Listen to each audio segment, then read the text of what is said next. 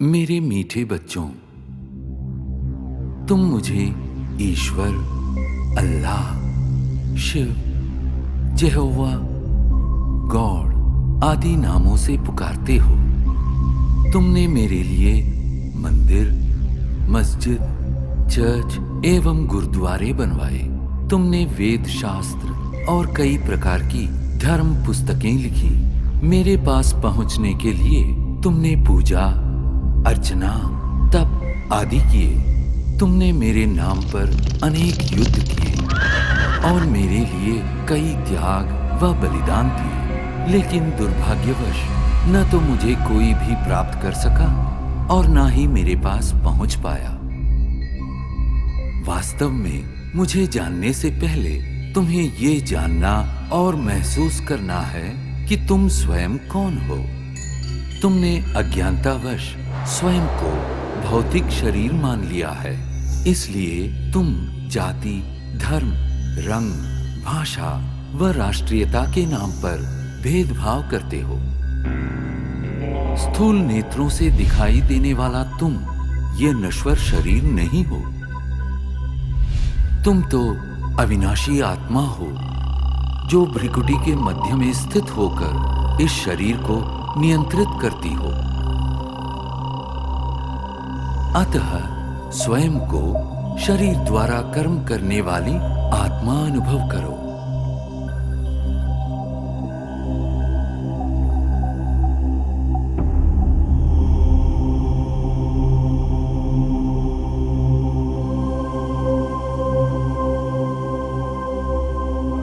अब कुछ क्षणों के लिए सांसारिक बातों व उनके वातावरण से स्वयं को अलग करो। इस देह को भूल अपने आप को भ्रिकुटी के मध्य में चमकता चैतन्य सितारा अनुभव करो। वास्तव में तुम यही हो, अति सूक्ष्म ज्योतिर्बिंदु आत्मा। अब क्रमशः तुम्हारी यात्रा आरंभ होती है। इस भौतिक दुनिया और देह से ऊपर उठकर नीले गगन की ओर।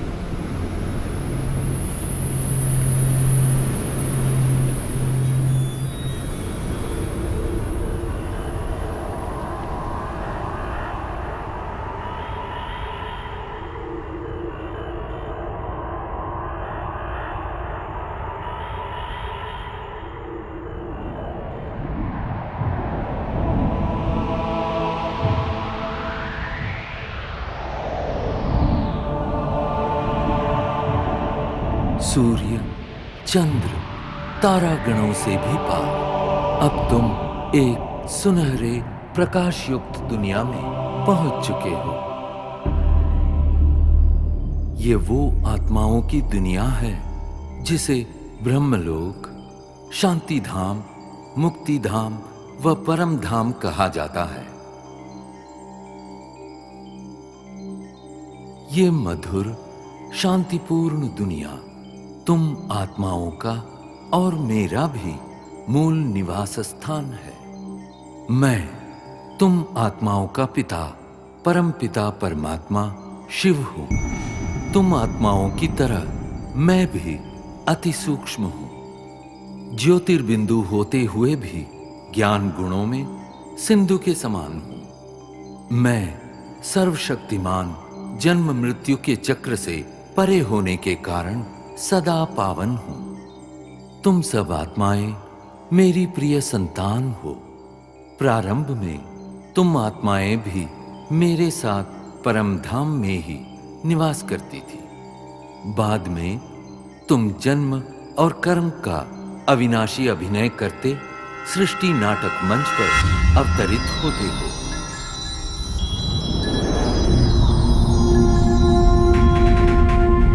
ये अनादि अविनाशी नाटक सतयुग, त्रेता युग, द्वापर युग और कलियुग 4 युगों में विभक्त है। प्रत्येक युग की अवधि समान रूप से 1250 वर्ष है और इस कारण पूरे कल्प की आयु 5000 वर्ष है। हर 5000 वर्ष में इस सृष्टि चक्र की हूबहू पुनरावृत्ति होती रहती है। कल्प के आरंभिक काल में सभी प्राणी और प्रकृति के 5 तत्व पावन थे। उस समय संसार सुख, शांति और आनंद से परिपूर्ण था।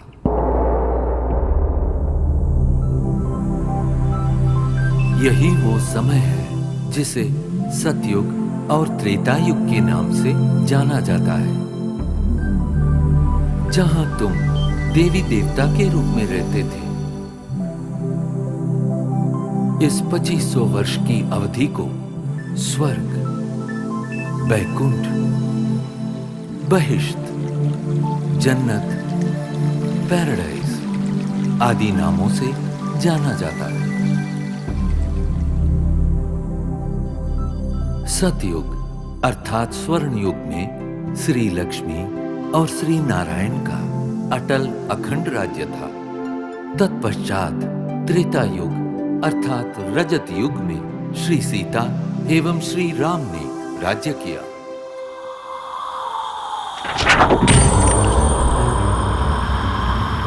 द्वापर युग में देहभान के कारण तुम विकारों में प्रविष्ट हो गए और इस कारण अपनी शक्तियां खोने लगे।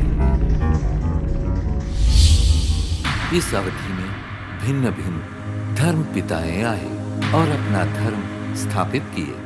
प्रारंभ में इन धर्मों की स्थापना सारी मानव जाति को एक सूत्र में बांधने और उनका सही मार्ग प्रदर्शन करने के लिए हुई थी। अब इस कलियुग अर्थात कलह युग में मानव मन में विद्यमान 5 विकार चरम सीमा पर है, जिनके कारण 5 तत्व प्रदूषित हो गए हैं और तुम शांति एवं खुशियों से वंचित हो गए हो। परिणामतः दुख, अशांति के दलदल से मुक्ति पाने के लिए तुम मुझे पुकारने लगे। यदा यदा हि धर्मस्य ग्लानिर्भवति भारत अभ्युत्थानमधर्मस्य तदात्मानं सृजाम्यहम् परित्राणाय साधूनां विनाशाय च दुष्कृतां धर्म संस्थापनार्थाय संभवामि युगे युगे। जब जब धर्म की ग्लानि होती है एवं अधर्म व पाप में वृद्धि होती है, तब तब सत धर्म की स्थापना और श्रेष्ठ विश्व नवनिर्माण हेतु मैं धरती पर अवतरित होता हूँ। इस दिव्य व पावन अवतरण के काल को संगम युग कहते हैं। कलियुग और सतयुग के संगम का ये समय अत्यंत कल्याणकारी है।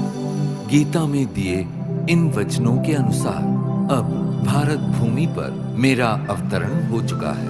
प्रजापिता ब्रह्मा के साकार मानवीय तन में मैं प्रविष्ट एवं सन्निविष्ट होकर सहज गीता ज्ञान एवं राजयोग द्वारा तुम आत्माओं को पावन बनाने का महान कार्य कर रहा हूं। अब तुम देह सहित देह के सर्व संबंधों को भूल स्वयं को आत्मा निश्चय कर मुझ परम पिता परमात्मा को याद करो। यही राजयोग है जिसके द्वारा तुम्हारे जन्म जन्मांतर के विकर्म दग्ध होंगे और तुम सर्वगुणों एवं सर्वशक्तियों से संपन्न हो जाओगे। याद रखो, प्रकृति के पांचों तत्व भी तुम्हारे इसी संपन्नता की प्रतीक्षा कर रहे हैं। मेरे प्यारे बच्चों, मैं वही हूं जिसे तुम अनेक वर्षों से खोज रहे हो।